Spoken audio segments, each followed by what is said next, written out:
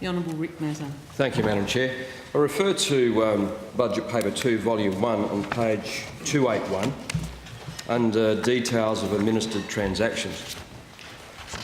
And there's a line item there that fines, firearm licensing infringements. And I see that there's an expected increase of almost 400% in the amount of fines in 2016-17, and then in the out years approximately double. Can you tell me what the nature of those fines are and why there's an expectation of such a dramatic increase? Minister. Sorry, Madam Chair, just confirming, remember you did speak very fast, so I would ask members when they are asking their question just to go slow at the beginning when you're talking about page, but I think that was page 281, details of administrative 281, yes, that's right. And in relation to firearms fines. Great. Madam Chair, I'll ask the Commissioner perhaps, or... I might ask Mrs Cardini. Also, I'll ask Ms Cardini to make a comment on this. Ms Cardini, do you need the question re-asked? Yeah, I just need clarification because when we look at the fines for firearms licensing infringements, they're quite constant at 100,000 across the forward estimates.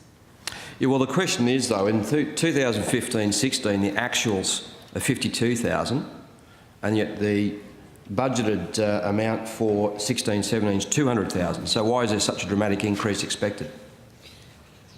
And what's the nature of those infringements?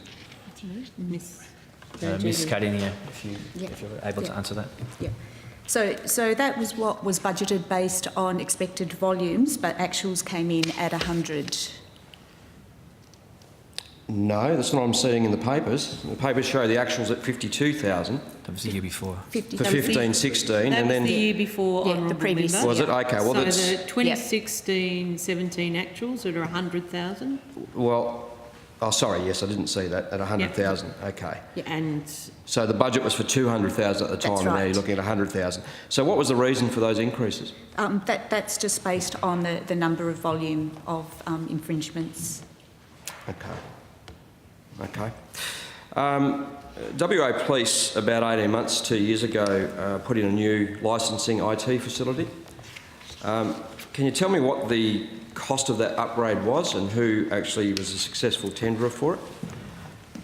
And has there been any efficiencies within that system since its implementation?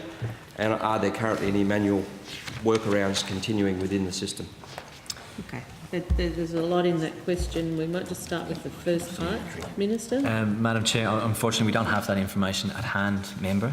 So if you can read that again, and I'm happy to provide it by way of supplementary. And we'll take it as A7 if you just want to read out the first two parts. Okay, so there was a new WA Police licensing IT facility implemented about 18 months, 2 years ago. Yep.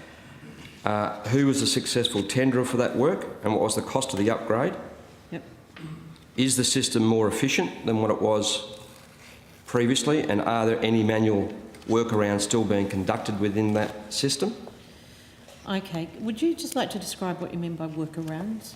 Manual workarounds where the computer system actually has to be manually loaded rather than information electronically loaded. Madam Chair, we'll take that on notice and provide. I'm sure the by way department of understands what that is. Yep, A7.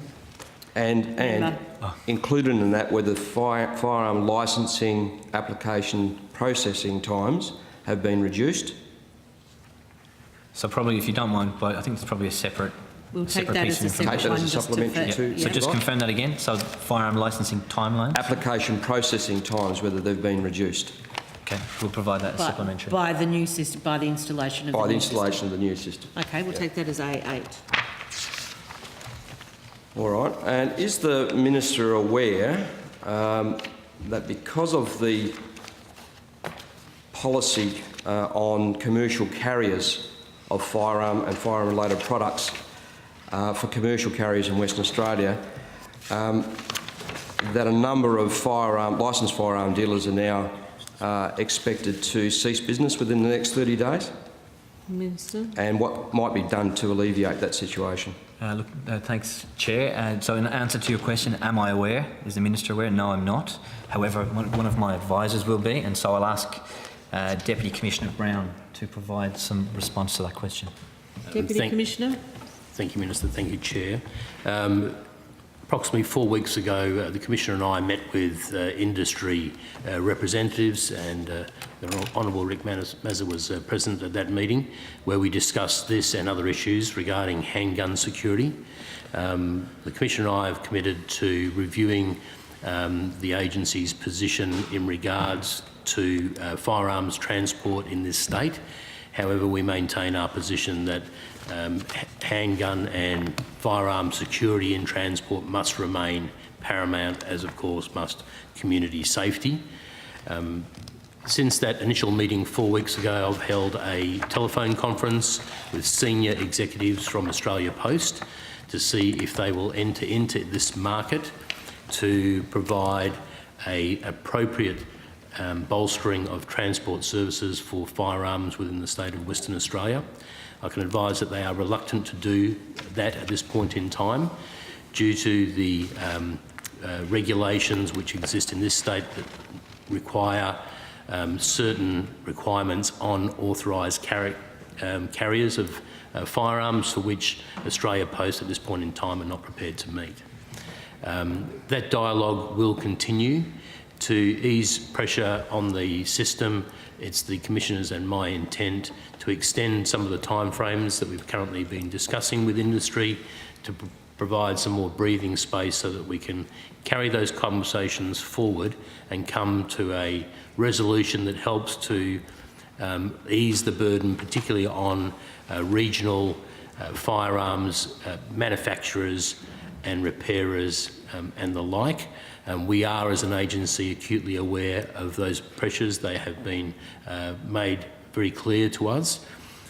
What I do know is that there are 13 or 14 approved carriers in the state at this point in time for firearm transport. That has increased from 10 or 11 earlier this year, but that still does not provide a network for which firearm owners can get their firearms readily to be repaired or similar pieces at as ease as it probably could do.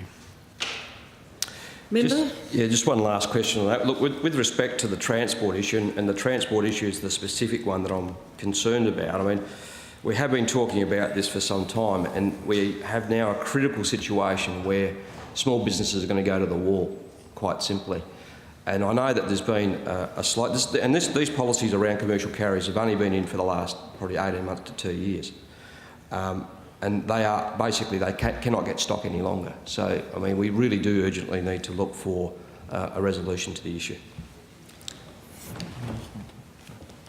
Okay. Thanks. Just Chair, we'll take that. I'll take that issue on board and raise it with the Minister for Police. Make sure she is aware of it. I suspect she is aware of the issue, but I'll press upon her the urgency that you. Time is raised. running out, Minister. Thank you. Okay. Thanks, Member. The Honourable